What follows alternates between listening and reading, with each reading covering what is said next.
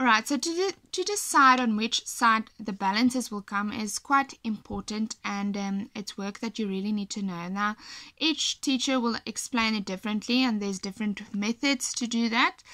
I'm going to try and explain two to you. The first one is if you have a T account, then on the left hand side you have the debit side, and on the right hand side you have the credit side, and then you are going to divide it into ADE CIL. Alright, so you can go and find yourself something to remember that by. Alright, the ADE, the A is for assets, the D is for drawings, and the E is for expenses.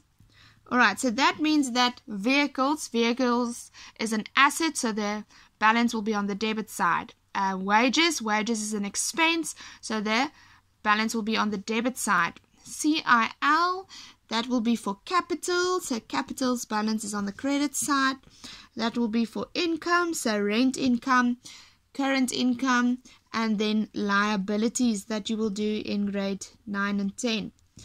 So now you can decide on which side and balance will be. The second method that I'm going to show you is the one where we say, alright, so we know that assets equals owner's equity plus liabilities, so we are going to divide that for us, and then we're going to say alright, we have a debit side and we have a credit side. So now we're going to have plus, minus, minus, and minus, plus, plus. So all this means is that assets increases on the debit side and assets decreases on the credit side.